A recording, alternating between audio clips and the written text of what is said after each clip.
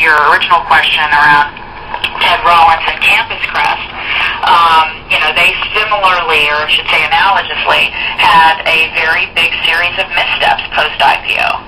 I think, were optimistic in their projections, in their forecasting.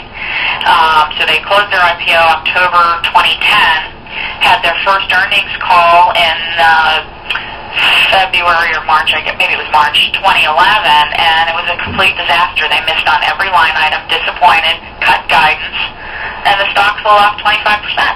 It was terrible. Yeah. And I think it gets back to, he had not been a public company CEO before. It's a small company. It's very,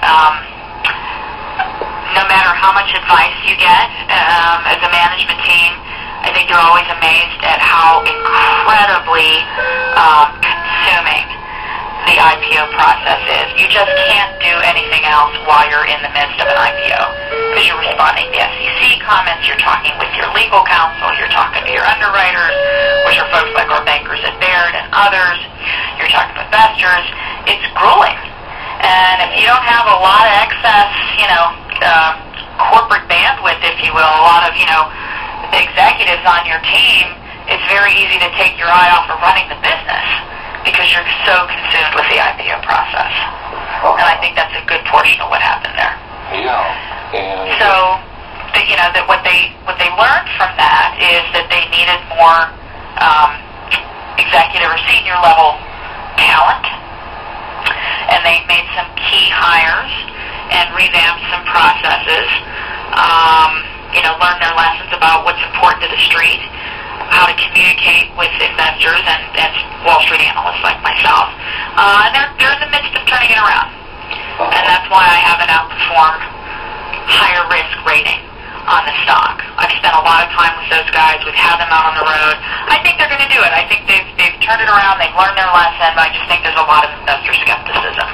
Investors, especially in this environment, are very much in that, why should I take a risk? Prove it to me and then I'll come back.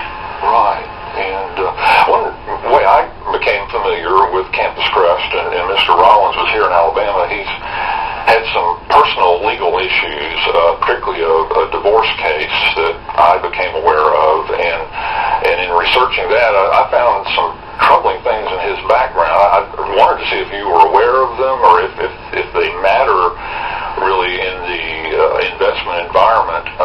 He was convicted of assaulting his stepson in North Carolina back in 1995. And first of all, I just wanted to see if you were aware of that. And does that kind of thing in the background, is that troublesome for... Oh, sure. Well, to answer your question, I wasn't aware of that particular situation, but I am aware of the unpleasant nature of his divorce, and he is certainly challenged from a personal reputation perspective. Does that matter? Sure. I mean, reputation is everything in this business because perception is reality for most investors. Right.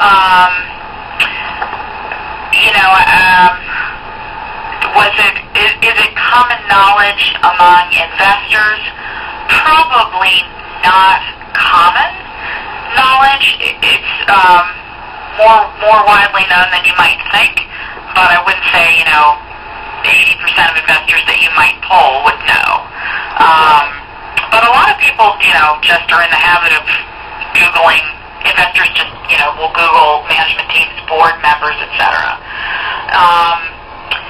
I've asked him about it very directly, not about the situation that you just talked about in terms of assaulting his stepson, but I asked him about the ugliness of his divorce, and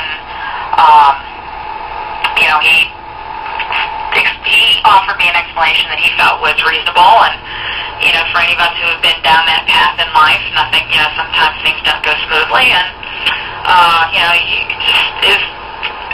if to characterize it in my own words, not his, it is what it is, and I'm going to just come in and continue to do my job every day and earn investors' confidence, and my personal life shouldn't matter all that much. And I've met his current wife. She seems delightful. I'm clearly they've seemed to have moved on and have a normal, stable kind of life. And I've certainly been with him on the road enough where his kids are, call him frequently, and likewise, just from my personal observations, just kind of being, sharing breathing space in the same room or the same car or whatever, certainly doesn't seem to be, it's not a big concern for me at the moment, I guess is what I would say. Okay. Well, I just